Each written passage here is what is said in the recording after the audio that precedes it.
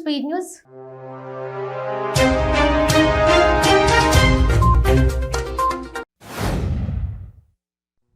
ఎమ్మెల్యేల కొనుగోలు కేసులో అరెస్టైన చంచల్గూడ జైల్లో రిమాండ్లో ఉన్న రామచంద్ర భారతి, నందకుమార్లు నేడు విడుదలయ్యారు.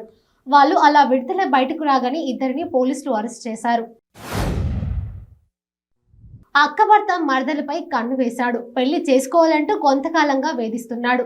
పెళ్లికి ఒప్పుకొని మరదలిపై బావ అఘాయిత్యానికి పాల్పడ్డాడు. కూరగాయలు కోసే కత్తితో ఆమెపై అర్ధరాత్రి దాడికి విరుచుకుపడ్డాడు. ఈ ఘటన రంగారెడ్డి జిల్లాలో చోటు చేసుకుంది.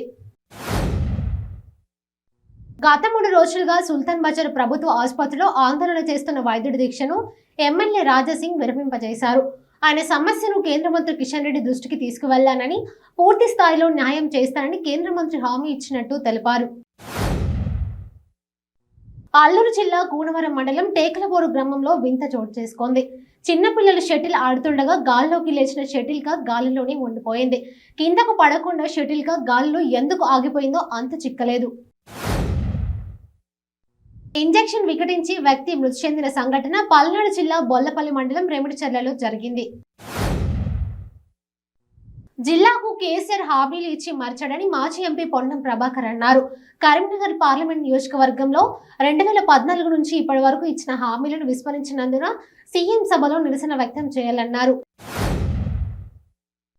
టీడీపీతోని బీసీలకు సంపూర్ణ న్యాయం జరుగుతుందని ప్రకాశం జిల్లా కొండిపి టీడీపీ ఎమ్మెల్యే బాల వీరాంజనేయ స్వామి అన్నారు. బీసీలకు ప్రత్యేక స్థానం కల్పించి రాజకీయంగా రిజర్వేషన్లు కల్పించిన మొట్టమొదటి ప్రజా నాయకుడు అన్న ఎన్టీఆర్ అన్నారు. తూర్పుగోదావరి జిల్లా రాజమండ్రి పవన్ కళ్యాణ్ సీఎం అవ్వాలని రాజనగరం జనసేన నేత బత్తుల బలరామకృష్ణ తమిళనాడు నుండి 11 మంది వేద పండితులను తీసుకువచ్చి గోదావరి నది తీరాన రాజమాతంగి ప్రత్యేక హోమం జరిపించారు. రాష్ట్రంలో 6 నెలలుగా ప్రభుత్వ ఉద్యోగులకు జీతాలు పింఛనిచ్చే పరిస్థితిలో వైకాపా ప్రభుత్వం లేదని ఎమ్మెల్సీ అశోక్ బాబు ఆరోపించారు. వీఐపీ ప్రారంభ విరామ సమయంలో తిరుమల శ్రీవారిని ఆయన దర్శించుకున్నారు. తిరుమల శ్రీవారిని పలువురు ప్రముఖులు దర్శించుకున్నారు. సినీ నటి ప్రణీత, మాజీ మంత్రులు పేరినని, సిద్ధ రాఘవరావు, దేవినేని ఉమ దర్శించుకుని ప్రత్యేక పూజలు చేశారు. అనంతరం ఆలయ అధికారులు స్వామివారి తీర్థ ప్రసాదాలను అందించారు.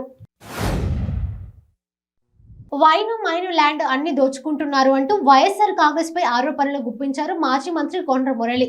మీలాంటి గల్లీ నాయకుడు వెనుక మేము రాము అని స్పష్టం చేసిన ఆయన మీ వెనకాల ఉన్న నాయకుడు గడ్డి తినడానికి ఉన్నారని ఘాటు వ్యాఖ్యలు చేశారు. చిత్తూరు జిల్లా పూతలపట్టులో ఘోర రోడ్డు ప్రమాదం జరిగింది. అతివేగంగా వెళ్తున్న పెళ్లి ట్రాక్టర్ లక్ష్మయ్యూరు సమీపంలో అదుపు తప్పి పెద్ద గుంతలోకి బోల్తా పడింది. ఈ ప్రమాదంలో ట్రాక్టర్ డ్రైవర్ తో పాటు 7గురు చనిపోయారు. ఒడిశాలోని కంధమాల్ జిల్లా మటకుప్ప రిజర్వ్ ఫారెస్ట్ లో జరిగిన ఎదురు కాల్పుల్లో 2 మావోయిస్టులు మృతి చెందారు. తాడికోల గ్రామ సమీపాన కుంబింగ్ చేస్తున్న బలగాలపై మావోయిస్టులు కాల్పులు జరపడంతో పాటు గ్రానైట్లతో దాడి చేశారు. స్వాతంత్ర్యం వచ్చినప్పటి నుండి నేటి వరకు గ్రంథాలయంపై ప్రత్యేక దృష్టి సారిస్తూ వాటి అభివృద్ధికి ప్రత్యేక నిధులు కేటాయించిన ఏకైక ప్రభుత్వం తెలంగాణ ప్రభుత్వం అన్నారు మంత్రి తలసాని శ్రీనివాస్ యాదవ్. హైదరాబాద్ తార్నాక డివిజన్ లో 85 లక్షల రూపాయలతో గ్రంథాలయ నిర్మాణానికి మంత్రులు మహమ్మద్ అలీ, తలసాని శ్రీనివాస్ యాదవ్ భూమి పూజ చేశారు. విజయవాడ జిల్లా జింకన్న గ్రౌండ్ స్విమ్మింగ్ పూల్లో ప్రమాదం జరిగింది.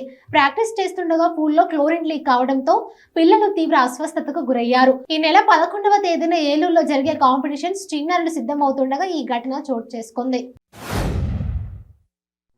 శ్రీకాకుళం జిల్లా సిగడ మండలం చంద్రంపేట గ్రామానికి చెందిన తనిఖీల సంతోష్ అనే వీఆర్ఓ ఆత్మహత్యాయత్నానికి పాల్పడ్డాడు. సమగ్ర భూ సర్వే పేరుతో పై అధికారులు పని ఒత్తిడికి కారణంగా ఆత్మహత్యాయత్నానికి పాల్పడ్డాడు వీఆర్ఓ.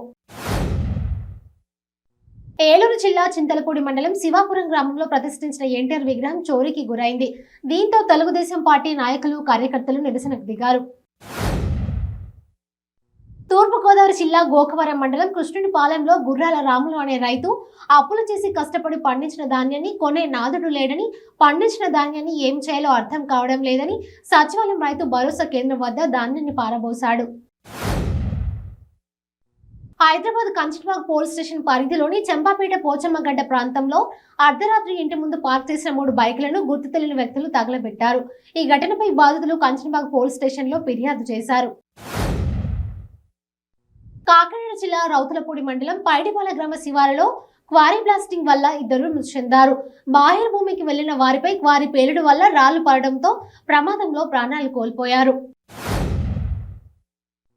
అంబేద్కర్ కోనసీమ జిల్లా ముమ్మడివరం కాట్రేనికోన మండలం చిర్రయానంపల్లెం నీలపల్లి గ్రామాల నుండి అర్ధరాత్రి ఈలకర్రతో లోడుతో వెళ్తున్న లారీని కొత్తపాలెం వద్ద బైకుపై వెళ్తున్న వ్యక్తి ఢీ కొట్టడంతో వాహనదారుడికి తీవ్ర గాయాలయ్యాయి.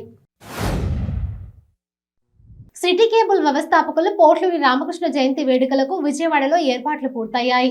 సిటీ కేబుల్ ఆధ్వర్యంలో డిగ్రీ కళాశాలలో విద్యార్థులకు క్రికెట్ పోటీలు నిర్వహించారు.